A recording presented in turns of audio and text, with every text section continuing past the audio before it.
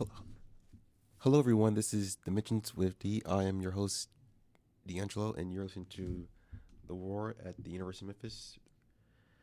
Today, I have a special guest with me today. His name is Sam Norwood. Sam, how have your semester been so far? It's been good. It's my first semester at college so far, so it's a little stressful trying to figure everything out, but um, I like it so far. Yeah. What's been your biggest adjustment coming into college with this being your first semester and all? Living on my own, probably. Living in a dorm is kind of a big adjustment. Having like a roommate is quite a big adjustment too. Like I had my own room at home, so yeah. So, so I know you have like other siblings. So, Mm. so how would you say is like having roommates different from having your other siblings? I mean, I shared a room with my brother in Mm-hmm. middle school. Mm-hmm. That like so, but we stopped sharing rooms. Like I think we were in like sixth grade or seventh grade or something around that. And I kind of just am not used to like having like my room be with somebody, and it's hard because like I snore really loudly, so Ah, it's not good. Like I have to wear this mouth tape.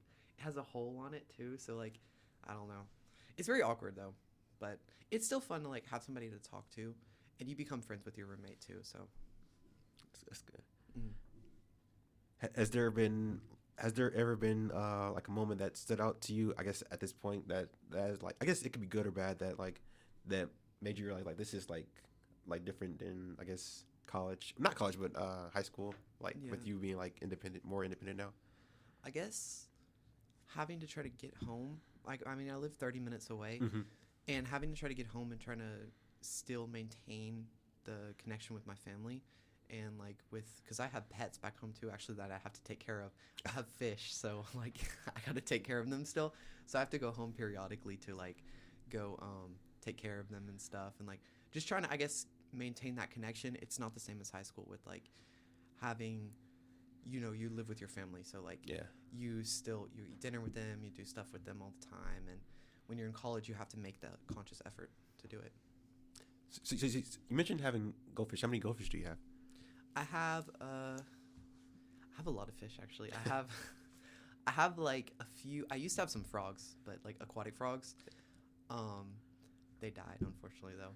But I have guppies, and I have like I don't even know the exact amount. There I bred them, and they have their own little like family now I guess too. There's like 30 of them Oh probably, wow.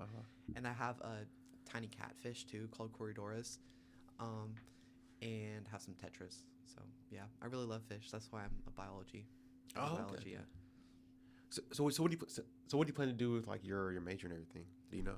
Um, I have it as biology so far, Mm-hmm. but it's hard. I don't know. Chemistry Yeah. is killing me. I got like a 70 something in chemistry right now, and I don't know. It's kind of it's hard, but I think that with biology, I want to do something along the lines of like virology or microbiology, and kind of like maybe go to someplace like West Africa and try to like administer vaccines and just like help people there too, because there's a few diseases that are actually close to being eradicated, but because of there's not enough effort on the side of like humanitarian efforts and everything, they just really haven't eradicated them when they I mean there's a few parasites and stuff that like they almost eradicated, and they just came back because people decided to withdraw from that, and I mean that's important, so we kind of want to do that. So has that always been like kind of like a passion of yours? um I mean biology and like STEM, Mm-hmm. in not math but Yeah. STEM though definitely, yeah, I love biology, and I love the sciences and everything, and plus two, I like world languages, so like to be able to connect that because West Africa is so linguistically diverse. There's so many different like I mean most people speak either French or English, but then Mm-hmm. they have their own language, and so to be able to kind of like just kind of observe that while I'm doing some of the humanitarian stuff, that's kind of cool. So yeah. Yeah, because I know you like you're really into languages as well. hmm So are you learning any new languages right now? I'm going on a mission trip to Brazil Mm-hmm. in the spring, so I'm trying to learn Portuguese, but it is a struggle. It's harder than Spanish in my opinion. Yeah. Do you like so how many languages would you say that you know, I guess, good, that you're good at? Hmm. I'd say conversationally, I probably two, just two, probably just English and German. German. But I know like kind of the basics of a lot of different languages, like just from like kind of studying. Like I did some French, Dutch, because Dutch is really similar to German, so I can kind of understand some Dutch too, because like it's um, similar to German and English, so it's like you can pick it up when you want to. And then I've done Haitian Creole too, and like a few other languages. Yeah. So you mentioned that like you know, I guess German the best. Hmm. So I guess what made German stood out to be, from all the others? I'm not really sure. I just did it on Duolingo one time, and I'm like, yeah, I like this language. So I've been studying it for about 3 years now, and I really like it. Okay. Hmm. So I know that you are Catholic, correct? Hmm. How long have you been a Catholic? Since I was born, yeah, I was baptized into it at like I think about a month old. I was a month old, and my father's not Catholic, but my mom is Catholic, and on one side of the family, we've been Catholic for like multiple generations. Then on my dad's side of the family, he's the only Catholic in like probably 500 years. So yeah. So he wasn't a Catholic, but he is a Catholic now. Mm. Yeah, through marriage, Oh, okay. Oh. and he converted. Well, not technically, kind of. He he converted. My mom and him got married, Mm-hmm. and then he converted when I was like 2 or 3 ish, I think. So because he decided he wanted to, he he liked it and he thought it was the truth, so he converted. So you mentioned, I guess, through marriage. So is that like an actual thing where they can like be it through marriage or? No, not technically. I think you would have to convert.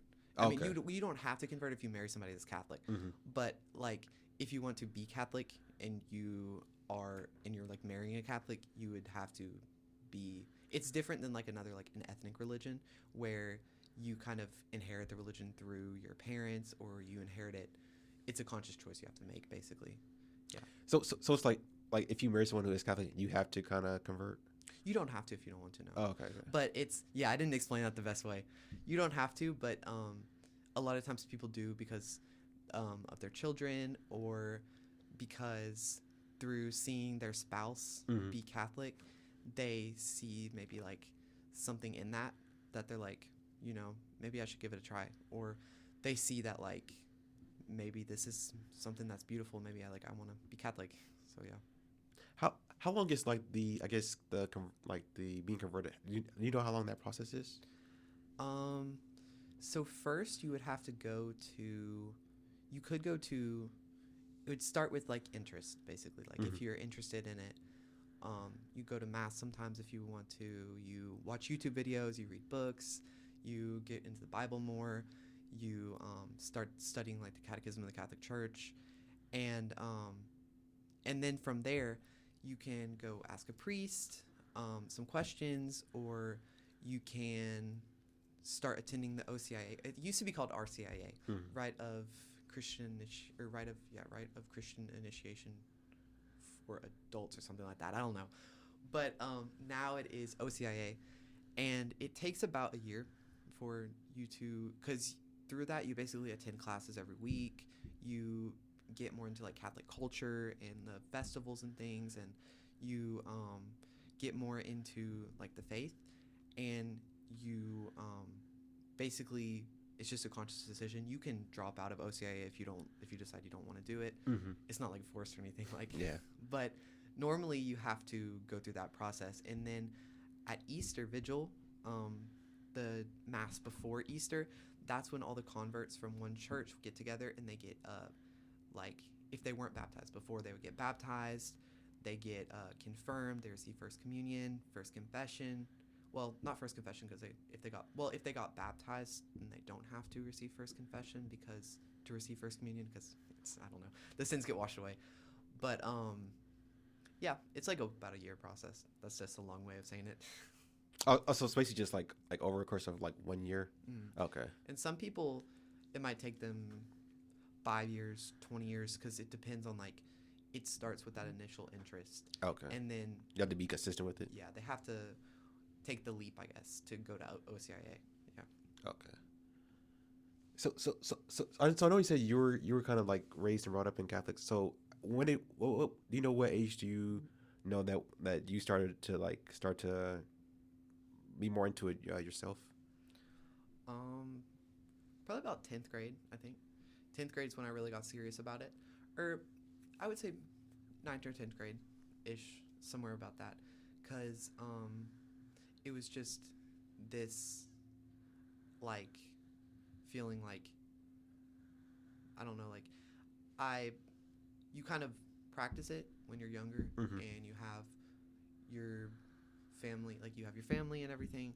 But then when you get to a certain age and you kind of start thinking for yourself, you have to think more for yourself. And you start thinking, like, well, what do I believe? Yeah. And when you are faced with those questions, it's hard to. Sometimes some people will, leave, or some people will. It's not the best, but some people will leave, or they'll have like a crisis of faith, I guess. And I kind of had, I guess, a crisis of faith, Mm-hmm. and I didn't leave, of course, but like I had a little bit, like, just questioning, and so I had to tell myself, like, I had to get deeper into it. I had to, like, realize what I'm doing, why I'm doing it, and just kind of realize like the truth, I guess, of it, and like see, like, that it's beautiful. It's a beautiful thing, and so I guess from there I got deeper into my faith, and I just continued. So, yeah. How has your faith played a role as a student so far during your time at college? Um, I mean, it helps me get through assignments that are like kind of hard, or like if I'm struggling with mental health or something. Mm-hmm. Um, it helps me get through that. I automatically kind of have like a community because we have the Catholic Student Center, and we have like just all these people, and it's like, because being Catholic, you have such a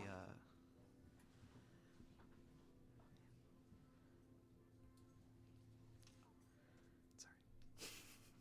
Yeah, because being Catholic, it's like such a global and like universal experience.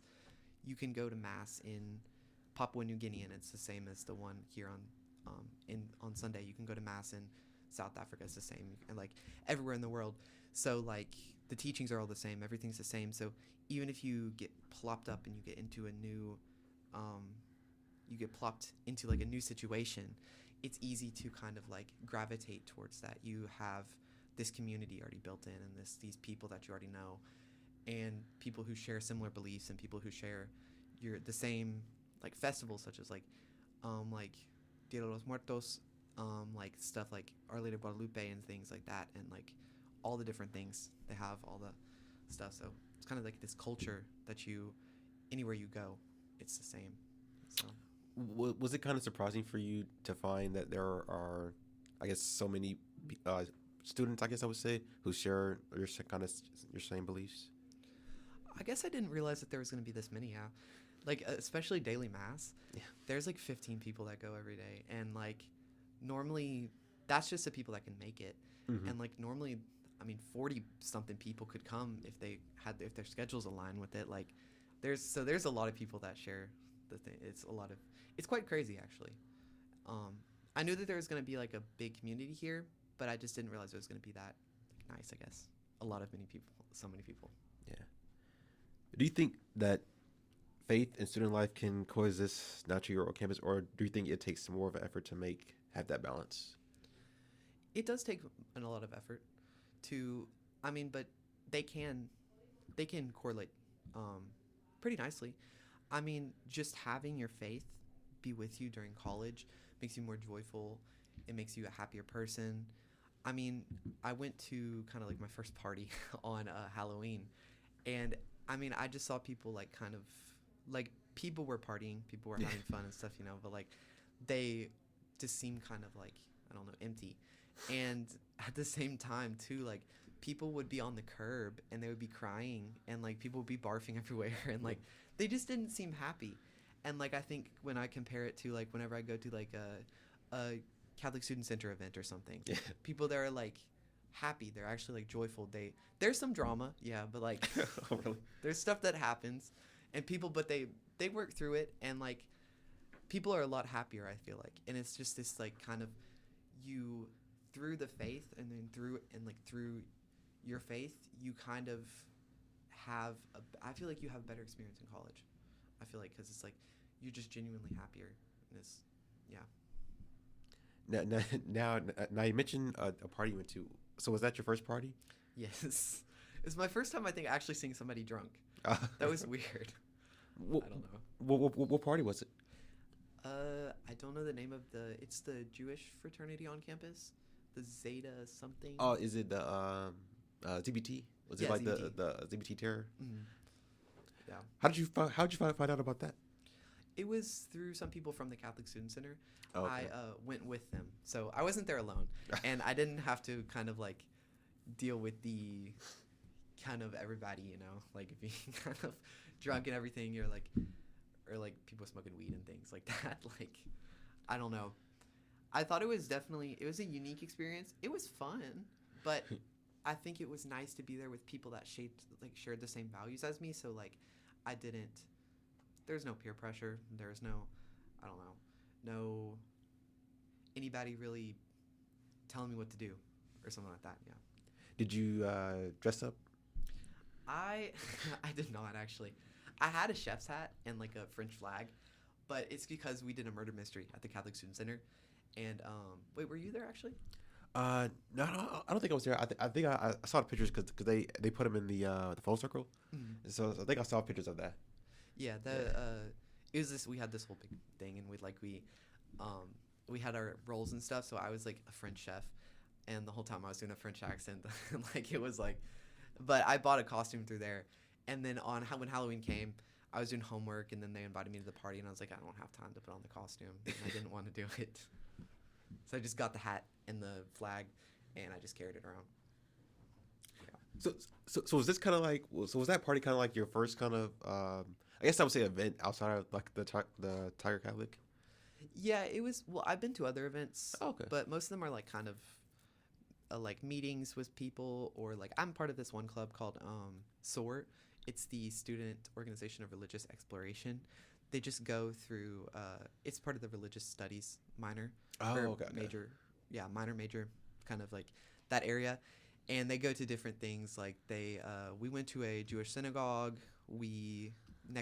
This Thursday we're actually going to a Greek Orthodox church. It's the Annunciation Greek Orthodox Church down the road. And yeah, I do some stuff with them, and I've gone to other events of like stuff that the schools put on and things, and I just didn't see, I think because the school put that on, I didn't see as much of like drinking, or like there was definitely people doing some stuff, but like I didn't see as much drinking or as much like smoking or anything like that, or like, but I think, yeah, it's my first party, so I kind of saw some of that stuff. Yeah. Yeah, especially since it was like a Greek party, you'll definitely see a lot of that there. Yeah, Yeah. some weird stuff happening there.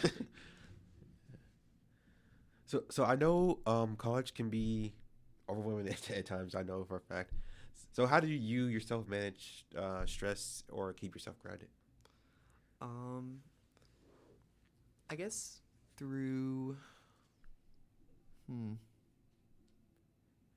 to think about it. I guess I take breaks. I try to take like mental health days, and I try to put my work into, like when I'm feeling stressed, I try to put it into like modules to do. Like on Sunday evenings after I go to church and go to brunch at the Catholic Student Center, I will spend the entire day basically doing all my homework. And like that, because I have that time, and also listening to music. Listening to music while I'm doing homework makes it go by a lot faster, and it keeps me from like my head from wandering to a different thought or something, or like, so definitely that. And also praying. The rosary is a really good tool for meditation and for prayer, because like when you're feeling stressed, like you don't have to think, especially the sorrowful mysteries of the Rosary. You don't have to think about everything that's going on in life right now. You can think about like what it goes through. The sorrowful mysteries go through like Jesus's crucifixion, Mm-hmm. and you just basically like meditate on that praying, like while you're praying. So it has it's structured and like it kind of just gives you a lot of calm. So definitely my faith and going to mass and things like that definitely helped me with my struggles. So are there different types of rosaries or? There is actually, I have some in my pocket. There's the this is the regular rosary. The regular rosary. Mm-hmm. It has the down here. This is the Apostles' Creed. Then you do the Our Father, Hail Marys, Our Father, some other prayers right here. Um, my rosary has Saint Francis on it. Oh, Um, okay. and then you do 10 Hail Marys. There's 5 decades, so 50 Hail Marys in total. And each day of the week corresponds to another another mystery. So Monday is the joyful mysteries, Tuesdays are sorrowful, Wednesdays are glorious, then Thursdays luminous, Fridays are sorrowful because of Jesus' passion on Friday historically. Good Friday, and then Saturdays are joyful again, and Sundays are glorious, and they just each have their own things. For example, like on the first decade for the sorrowful mystery, you would pray it would be about Jesus's um, agony in the garden in Gethsemane, um, and then the next one you would meditate on Jesus's scourging at the pillar. So when he was whipped. And the next one you do when he was crowned with thorns and made fun of. Mm-hmm. Um, and then the next one is when he was carrying up the cross on Calvary. And the fifth one is where he is crucified. And then you basically, throughout it, you just think about that. And so there's also another rosary that I have. This one is a special one from Rwanda. It's made out of, I think these are like beans, but it's the Seven Sorrows rosary, Oh, okay. and it goes through the Seven Sorrows of Mary, and it was basically Our Lady of Rwanda, Our Lady of Kibeho, who appeared in Rwanda in the 90s. She had told them to pray that rosary, and she actually prophesied the Rwandan genocide. So, um, yeah, it's really cool though, but there's a lot of history behind it, and it's nice to learn, even if you don't Yeah. pray it. It's Yeah. like nice. It's cool to learn about the history behind Yeah, it. it sounds really interesting. Mhm. Where'd you get those? One I got from my confirmation. And the other one, there's this speaker, Immaculate Ilibagiza. She survived the Rwandan genocide. And by like hiding in a bathroom for a long time, her whole family died. It was really sad. Yeah. But I saw her in real life. She has a few books, and after reading her books, she came to a church that was near my house, and I listened to her speak, and she had those rosaries there, and so, yeah, it's really cool though. And she sometimes, I think she even does pilgrimages to Our Lady of Kibeho in Rwanda. Mm. Nice. Now, who or what helps you stay motivated when you're, I guess, having those kind of down days or like having those tough moments? Um, God, most definitely. Yeah. God does, and my family, and my. Sometimes if I'm having a bad day, I'll look at pictures of my pets because like they always they're like my not my children, but like they're my. I just love them so much, and yeah, just like the people that are around me, and my friends and people who I just my classes and everything, and that keeps me grounded. And yeah. If you could give one piece of advice to other freshmen who are trying to find their balance, either spiritually, academically, or emotionally, what would it be? Hmm. That's a hard question because I feel like there's a lot of different ways you can find kind of like that balance, but I feel like don't try to do it by yourself and have a community of people who are there who will help you. Um, definitely the Catholic Student Center is good for that. But like, yeah, have a community. Don't do it by yourself. Don't isolate yourself, or don't. Um, if you're feeling bad, Mm-hmm. just don't try to be by yourself so much. Unless you need to be by yourself sometimes, like because sometimes you just need some rest. Yeah. But like, definitely have that community and try to connect with people. Mm.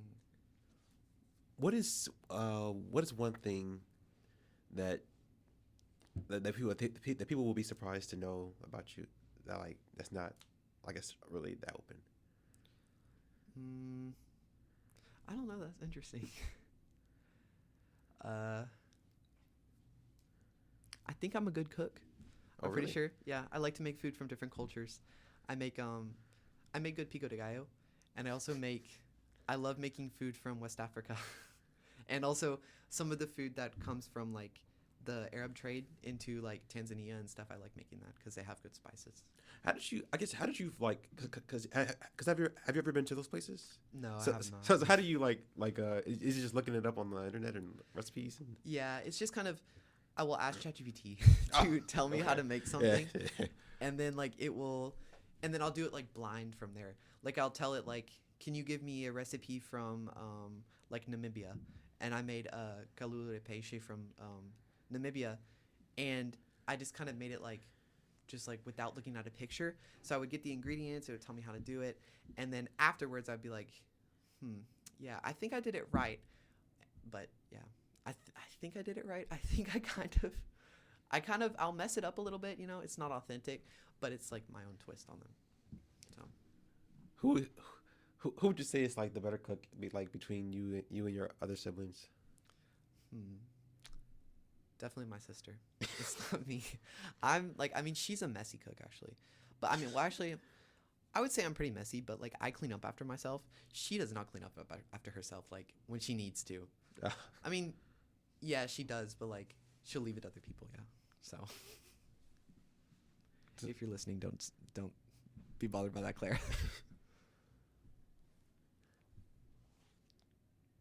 Are are there any? Do you have any like projects that you're working on? Like any hobbies? um, I mean, I play video games sometimes. Also that's kind of my hobby, playing video games. I like to draw too. I have a few things. I have one thing I'm drawing right now. I haven't been working on it though because my iPad's been dead. But like, I do digital drawing with Oh, some of okay. this stuff. Have you ever done sketches? Oh yeah, I have. Let me get my. I have a few actually. The, How long have you been doing that? Like doing the like sketches and everything. I took an art class in high school. It was I think ninth grade or 10th grade, and I thought I wasn't gonna be good at it, but I ended up being like moderately okay. And so I liked it, and I kind of was just like, art's kind of something that like it helps calm you down, yeah. Yeah. And it's also satisfying too, is to when you see something that you spent like a lot of time on come into fruition. Yeah, and it was looking like really cool. Mm-hmm. Yeah. Yeah, like this is what I was working on lately. It's not where I want it to be, but it's like the crucifixion. Mm-hmm. And it's like I have the reference photo over here, but I just sketch it from there. And I have a few things like I guess sometimes like I just use this to practice sketching, or like the person with the pearl earring or something, or like some like little sketches and stuff. How long?